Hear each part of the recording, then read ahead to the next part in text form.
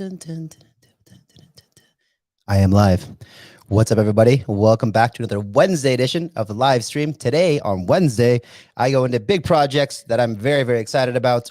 So if that's exciting to you, make sure that you smash the like. If you're not subscribed, make sure that you do that already. Why would you want to subscribe? Well, because the point of this channel is to give you the perspective of someone who's been in the crypto space for 10 years, full time, and to remind you the big picture of what the heck is going on out there, even though sometimes it might seem turbulent. I'm here to remind you that adoption is here. We are in the middle of what I believe to be a super cycle.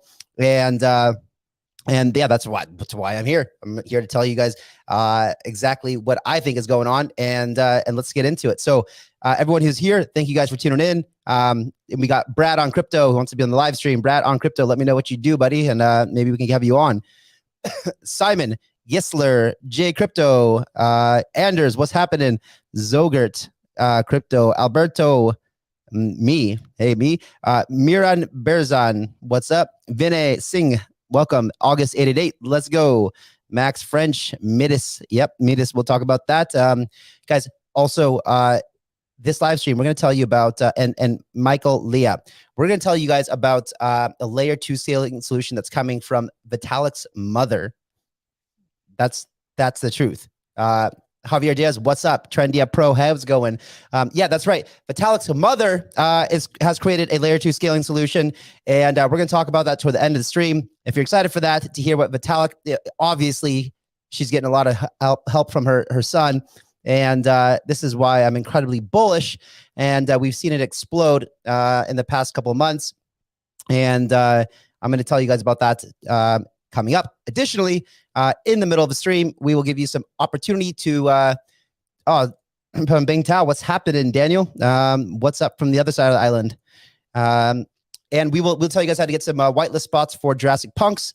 If you guys are excited about that, make sure you stay tuned. And when I tell you to participate, do it, and then you can win. And in order to win, make sure that your email address is in your About Me section of your YouTube channel or YouTube account. All right, let's dive into it, guys. Let's start by sharing screen over here. Pop, pop, dun, dun. Okay, you guys can see me now. And yes, Vitaliks Mother is in crypto, guys. Amazing, very impressive. So Bitcoin's going on a nice little pump right here in the last hour, up to 38,615. And what does this mean? Well, nothing. It's just been consolidating sideways. As you can see from the Bitcoin chart over here, the last 30 days, the volume is still quite low. We need the volume to pick up before we can expect to see any kind of rally, either to the upside or downside. I have no idea which way it's going to go. If anyone tells you they do, they're lying to you. So let's move on from that and into the actual news. So Coachella, if you guys don't know about Coachella, it's a wild Instagram heaven, right? So all the cool kids from Hollywood and everywhere go to the middle of the desert in Palm Desert and out on the polo fields, and there's a festival that takes course over 2 different weekends, back-to-back consecutive weekends, and it's a very fun festival actually. The weekend after that is actually Stagecoach, the one I prefer, much more down to earth, much more fun, but nonetheless, nft.coachella.com is, let's see what this looks like actually, creating some NFTs. And one of the coolest things about this, what is NFT? You guys should know, right? We have partnered with FTX, nice. But basically one of the coolest things about this is there's going to be 10 time until on sale, 2 days, 5 hours. So they're actually going to make 10 of these lifetime passes to Coachella, which is going to be incredibly valuable. They should be these ultimate VIP passes. I would imagine that they will be. And yeah, it's this Coachella Keys collection, 10 one-of-a-kind NFT keys that grant lifetime access to Coachella and unique festival experiences for 2022. This includes passes to one festival weekend every April and access to Coachella-produced virtual experiences in the future. Bid on keys starting February 4th at 10 a.m. So if you're not familiar with the way Coachella works, Coachella is sells out like crazy every single year, and then these passes go on sale on the secondary market for a lot of money. So I would imagine that these are going to be very, very popular. And yeah, that's the Coachella news. And getting into NFTs are going mainstream faster than crypto itself is, and we expect that to happen. So Next up, we got massive burning of Ethereum. So as you guys may or may not know, many months ago, I don't know what it was, maybe like 3 months ago, 4 months ago, something like that.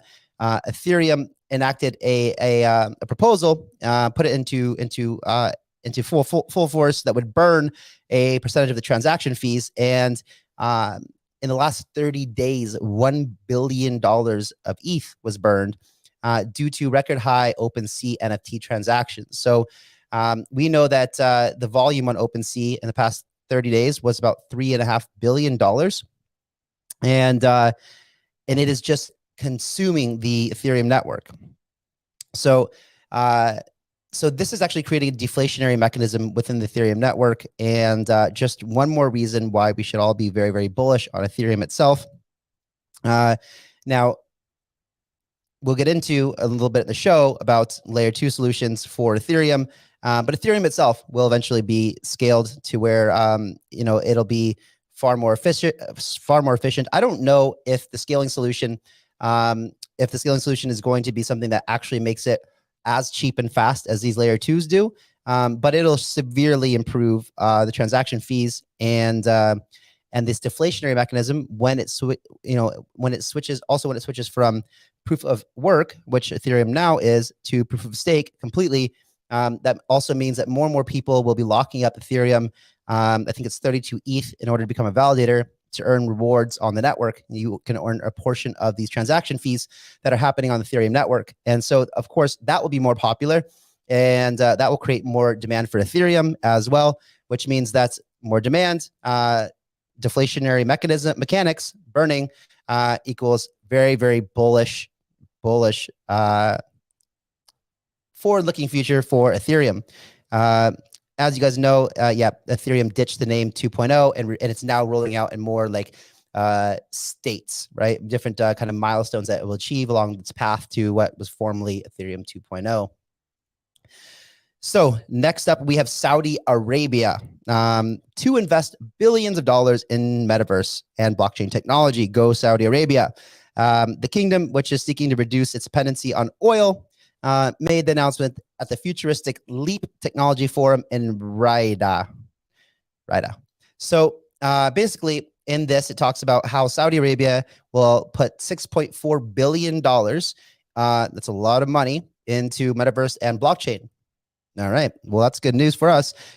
In 2018, when we saw the crypto collapse and the prices of everything crash, it was really, really hard for new projects to raise money. And I think that'll be one of the, even if we are into a significant period of cool down in the crypto markets right now, I still think that we're going to see a lot more innovation happening than we did in 2018 because initiatives like this, where there's $6.4 billion coming into at metaverse and blockchain from Saudi Arabia alone.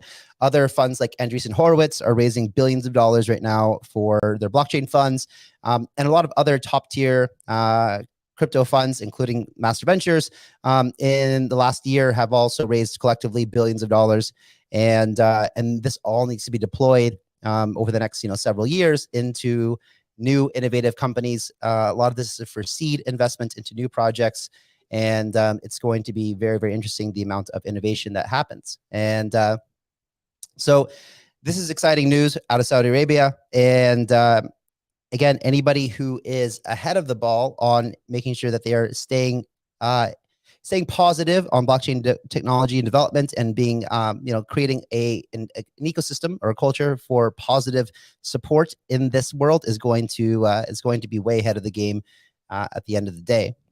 Of course, next up, Michael Saylor, Microstrategy, bought $25 million in Bitcoin during the last month. And so they got, let's see, how much was it? It was like 660 Bitcoin. So again, just swooping up more Bitcoin every time there's a big dip. And now I think, let's see if the number is in here. Yep. The company which started buying the cryptocurrency Bitcoin for its balance sheet in August 2020 says it now holds approximately 125,051 Bitcoin. purchased for nearly 3.8 billion, or average price of 30,200 per coin. So this is insane. And I say it time, and I'll say it again. There's a very, very, very limited amount of Bitcoin in the world circulating. And if you've seen the show yesterday, we talked about how there's a record low amount of Bitcoin on exchanges and a record high amount of whales or diamond hands that are actually holding Bitcoin and not moving it. So we're seeing more and more people like Michael Saylor, like El Salvador, and other billionaires and things like that that are actually holding Bitcoin and have no intention of selling it anytime soon. No matter how volatile the market gets, they are diamond hands. Another one, let's see. Okay, guys, yeah. Also, do me a favor and smash likes if you haven't. There's 74 watching, 34 likes. Let's get that up, please. I would appreciate it. If you haven't smashed a like, please go ahead and do that. That'd be great. At India, of course. India, I don't know if we'll ever get any kind of clarity from India what the heck is going on, but they're proposing now 30% tax on crypto and NFT income. So now we heard a few weeks ago that that India was just going to outright ban cryptocurrency. And for the past few years, we've been hearing this flip-flop of, are we going to ban it? Are we going to regulate it? Ban it, regulate it? Even Coinbase went into India and has hired thousands of local people from India to work for Coinbase. So I thought it was obvious that this is the direction they were heading in. We just get very confusing news out of India all the time. And I'm glad to see that that India is now regulating it and throwing a tax on their 30% seems a bit high, but hey, you know what? It's not any higher than, let's say, capital gains tax in the United States, for example. So not bad. This will hopefully give some more confidence in the people from India to go ahead and participate, go ahead and accept cryptocurrency as a payment. Because even up until now, when I've worked with people in India, for them to accept crypto as a payment has been a very taboo subject. They have been afraid to do it because of the constant flip-flopping of the regulatory bodies. And that has not been nice for us, who like to try to pay everybody that we work with in cryptocurrency. So next up, we could talk about Russia. Russia, basically, they're valuing their local crypto market at $200 billion. So at $200 billion, that would put the Russian crypto market approximately 12% of the global total market cap of crypto, which would put Russia as a crypto powerhouse. And that's, you know, it's I mean, that's it. I mean, go Russia. Also, they've been a little bit back and forth. Just I think 1 to 2 weeks ago, they had made some news about how they're going to ban it, and of course, they're not. So we see this news coming out of everywhere. China still has a firm no on crypto, but they recently said that they want to do NFTs. So that's interesting. And then we see, of course, the most controversial countries have been China, India, and Russia. Whether they're going to legalize it or ban it or regulate it or what. And now we find out that they're very proud of this fact that they are they occupy 12% of the entire global market cap. Also, we had some news a while back, a few months back, maybe even 6 months back now, where the government made the government officials come out and publicly say if they're holding cryptocurrency personally and how much they were. And there was like hundreds of millions of dollars owned just by the what do you call them? The government worker people. So guys, let's talk about the NY Dig. This is basically a crypto company out of New York. And basically it says New York Dig launches services for workers to get paid in Bitcoin. With its Bitcoin savings plan, New York Dig joins Coinbase and Strike with service allowing employees to auto-convert some of their paycheck into Bitcoin. This is very bullish, right? So we've seen professional athletes, we've seen mayors of like Florida and New York who have been starting to accept some of their payments, some of their paychecks in Bitcoin. And Strike and Coinbase have done this for a while. Actually, everybody at Master Ventures and Paid Network all get paid in cryptocurrency as well. and 100%, not a portion. So it's actually mandatory for us. And but this is good news because why? Well, we did some numbers earlier, and let's just throw this calculator up on the screen over here somehow. Let's see if we can do that.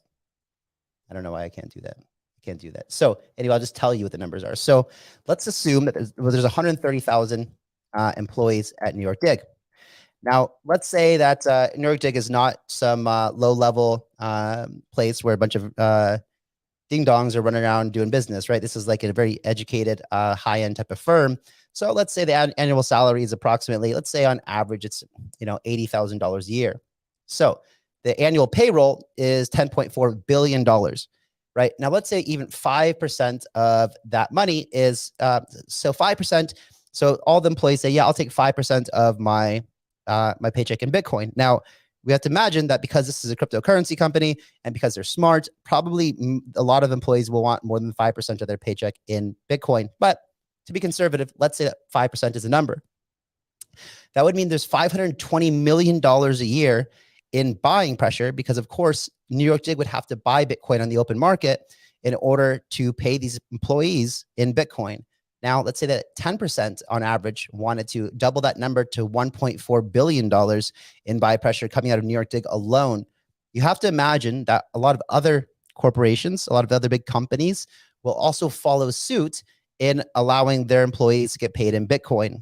And yeah, this is just, again, more bullish news. Again, these guys who are getting paid in Bitcoin are probably not looking to go out and spend it. They're going to put this in their back pocket, in their cold storage, and they're just going to hold on to this for the future time to come. So let's see.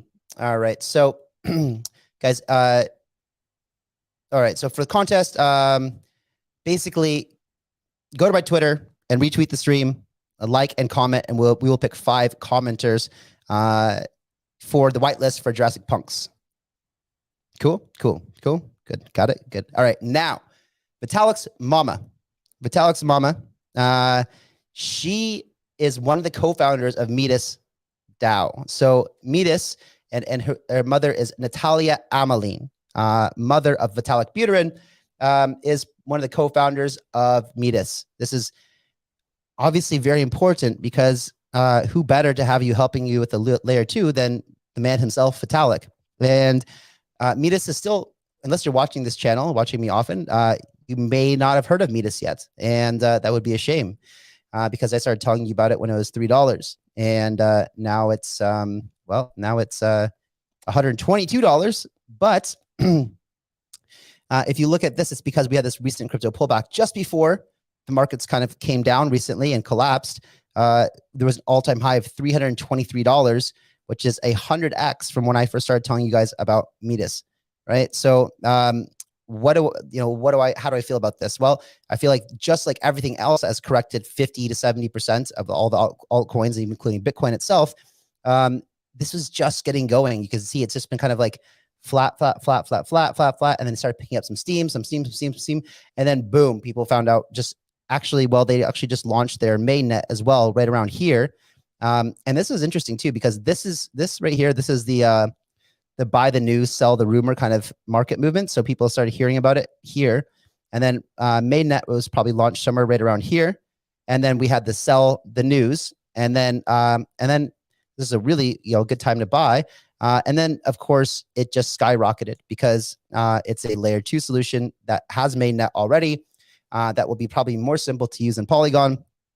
And even at today's valuation at 262 million, it is pale in comparison to Polygon, which is $11.3 billion.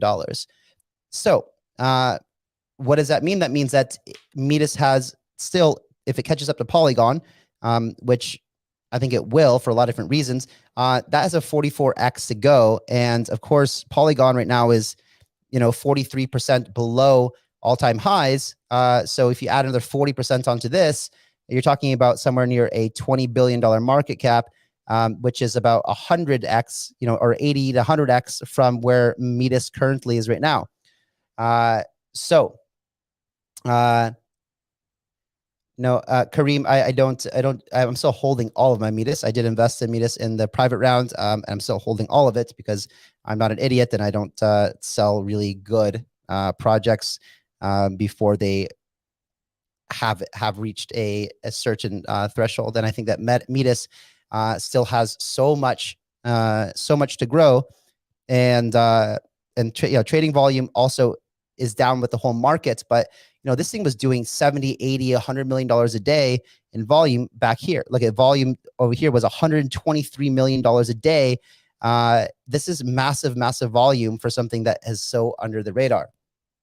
So what is Metis? Metis is basically a layer 2 solution using optimistic rollups and focusing on one of the things that I've been talking about them for a long time was, the ease of use. It has to be a very good user experience. And so some of the obvious things that we know about layer 2s is that it's obviously way lower transaction costs, way faster transaction speed, functionality is rich, and we can get into that in a little bit. How easy is it to use? Very easy.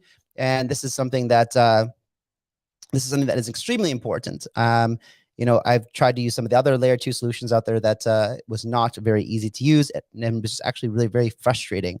So, this is also something that we are looking to implement paid network into Ignition as well. It's layer 2 to be able to launch native Metis projects and as well as incorporate all a paid network and especially our launchpad into Metis as well. And they also have an exchange called NetSwap, where you can see a lot of the volume that's being traded daily happens on NetSwap. And if you go to NetSwap, you can see all the different tokens and trading pairs that are now on NetSwap. And you can see that most of them are trading against Metis token, but not all of them. You could actually go upload any type of trading pair that you would like to this layer 2 exchange, kind of like the equivalent of QuickSwap on Polygon, for example. So also scalability, this is infinitely scalable, where it can continue to scale based on, I think, different sharding technology or something like that. And it's quite secure. And they also have this thing called a DAC, which is a decentralized autonomous company, which is really, really cool, where they allow basically any person or individual or company to organize their company into a Web3 based economy, allowing things like multi-sig wallets, decentralized storage, also multi-sig wallets, things like that, and also governance in a type of DAO solution. So there's so much that Metis is working on, such a robust ecosystem. It's impossible not to be very, very bullish on what they're doing right now. And I also think that right now is a good time. I'm not going to tell you, not financial advice. I'm not going to tell you to buy something. However, if you take a look at this, you can see that it was just getting started before this big correction, and now you have quite a big cooling off, 62% below all-time highs, and all-time highs were just getting started over here.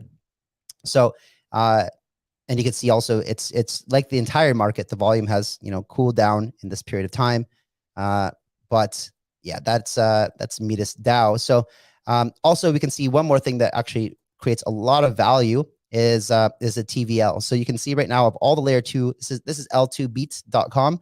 Talks about all the different layer 2s. The total value locked in the entire layer 2 ecosystem is 5.66 billion. And Metis is coming in at number 4 for TVL, right behind Arbitrum is number 1, really doing extremely well. DYDX, which is I don't know too much about yet. It's an exchange. So that's not really an entirely a layer 2 solution for other apps. That's only for an exchange. I think DYDX is a futures or derivatives exchange.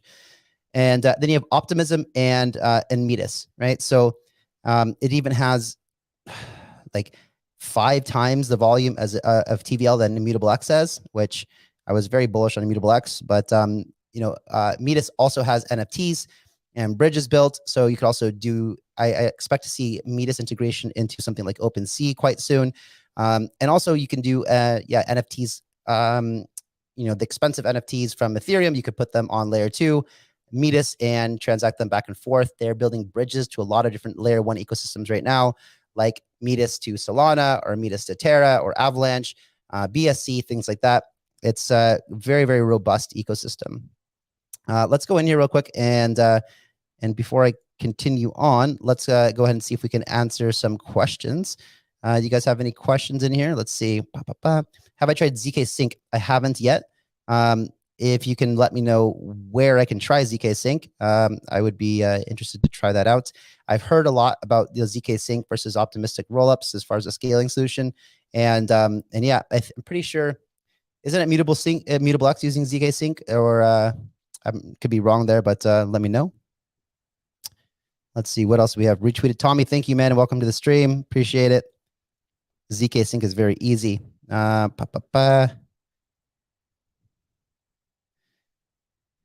Let's see. Anyone else? You guys have any questions or anything like that? This is a little segment where I can answer any type of questions. Kind of a what? Let's see. What do you want to get the attention for? CPayPH. What do you want my attention for? Here we go. How do I get in touch with you? I sent a few messages on Twitter already 2 to 3 weeks ago. I want to raise funds for my project. I have a solid team, good devs. I have white paper and business plan ready. So if any of you guys are looking to get in touch with me for anything, project pitches or something like that, let's see what's the best way to do this. I guess you could just ping me on Telegram directly. It's just my name, Kyle Chasse, CHASSE, and just send me a pitch deck, and I will review it. Just so you know, right now, what we're looking at is predominantly crypto gaming, infrastructure, layer ones, middleware solutions, and metaverse projects. So if it's something that's innovative and really is, I've also been a big supporter of any infrastructure that supports a better crypto ecosystem. I'm also very, very interested in a project like this.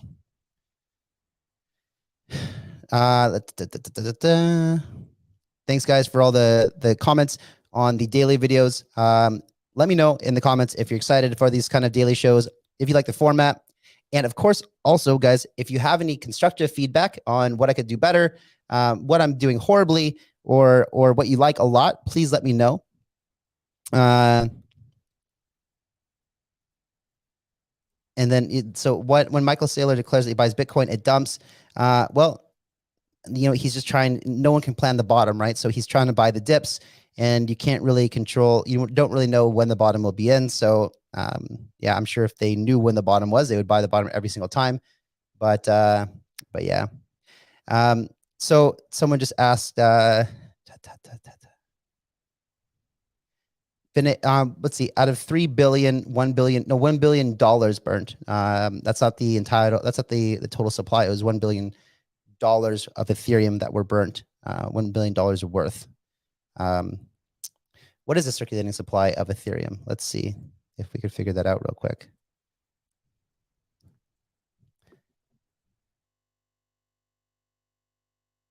So right now, circulating supply is 119 million. And yeah, so it was about, so if the market cap is 333 billion, it was about 1/333 of the supply that was burned. That's what that is. Yeah. Oh, you couldn't see that because I wasn't sharing my screen. Okay, that's it. How do we actually think the market will go from now to the end of the year?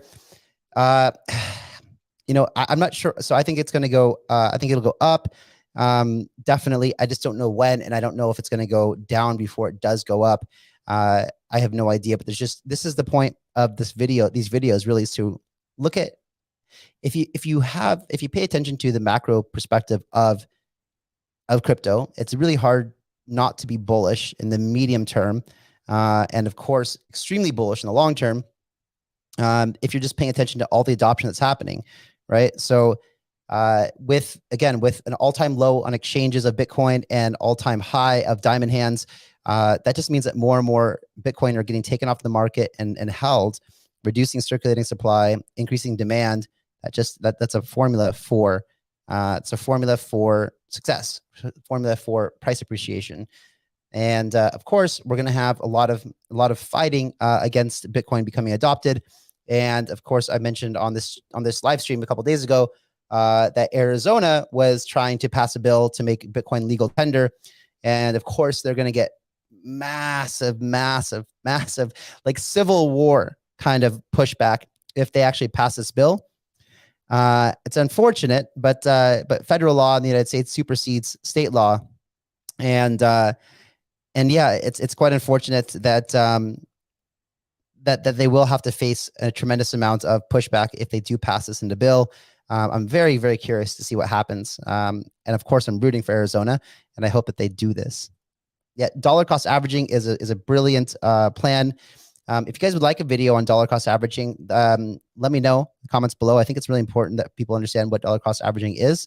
And it would be probably also very good for me to do a segment on dollar cost averaging because, in my opinion, it's the best way to enter or exit into a crypto market because timing the bottom or timing the top is, of course, impossible. Nobody ever does that except for the rare, super rare occasion.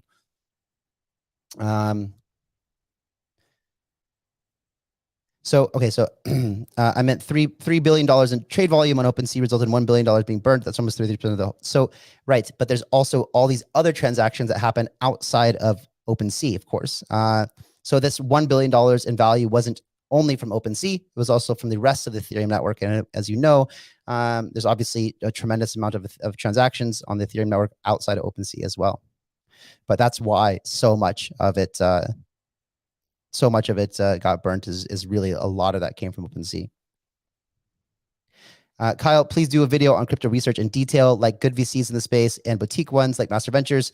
So I did do a video a while back on how I research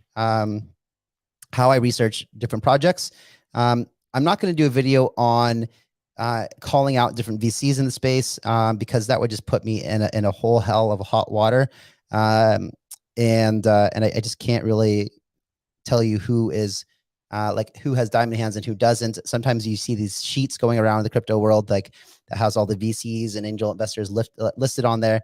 But yeah, it's just really like none of that is very accurate. And yeah, so let me know what you mean more specifically about this research. And yeah, definitely happy to kind of get feedback from you guys about what you would like me to learn or to tell you guys about for you to learn, via research. Okay. What to buy via dollar cost average. So Bitcoin, obviously, and then things that you think are that you're bullish on, right? So like, let's say, for example, that you wanted to get into Metis right now, but you weren't sure right now, or no one's sure where the market's going to go. So let's say that you wanted to invest $1,000. Well, maybe it doesn't make sense to put $1,000 into Metis today, but if you put in $5 a day, for the next 200 days, then you've dollar cost averaging, or if $10 a day for the next whatever, $1,000, $10 a day for the next 100 days, then you would get to your $1,000 in there. And you can increase that, $200 for the next 50 days, et cetera, to get you into the, to get into a token. And then you basically take the average of your buying, just like Michael Saylor's average buy of Bitcoin was at $30,000 or so. They're kind of dollar cost averaging in, but trying to do a bit more strategic on dips. So dollar cost averaging is meant to, dollar cost average is supposed to be something that takes the emotion out of your strategy on entering or exiting into a token. So it's methodical. You do it regardless of the price, and historically it has shown to be a much better strategy than purely trying to buy dips or sell pumps or whatever. Mooning monkeys, I'm definitely bullish on. I think it's got incredible tokenomics and game theory built into it. So I'm very excited for that. Plus, it has an element of this. If you guys have ever seen this crash game, where basically you can just place a wager or a bet, and then this thing goes up, the spaceship, and then it says like 0.5, 0.7, 0.1, 1x, 2x, 3x, 4x, 5x, and then you have to. It's on you to kind of pull out before it crashes, and yeah, so this game is incredibly addicting and fun. And the way that they built the token economics means that token holders win. And yeah, so I like Mooney Monkeys a lot. We're invested into it and advising the project, of course. And yeah, so so anyways, guys, that's majority of the news. And guys, down below in the description, we are looking for crypto researchers, editors, and thumbnail creators for the channel. So if you are interested, there's a link in the description below. Please go ahead and apply for that. You must be talented, please. Don't just apply if you're not talented. That would make our job a lot easier, and you could also understand why you got selected or not. And how about Superfarm? Superfarm, I'm quite bullish on. Elio it puts out, I think he's, I don't think he does things half-ass. And so I know they're working on an OpenSea competitor. I know they're working on a game, and I know that they've been developing for a long time. So I'm still holding 100% of the tokens I had from Superfarm. I haven't sold one, and I don't intend to do so anytime soon. All right, guys, that's it for the show today. Thank you so much for tuning in. I appreciate all of you. Let me know. Give me some feedback in the comments below. If you haven't liked the video, please go ahead and do so. And if you're not subscribed, make sure that you do it, because I'm going to be bringing you the most important information that you need to know in the crypto space so you can make the best educated decisions on how to treat your portfolio and where you should be putting your brain power. Thank you, guys. Bye-bye.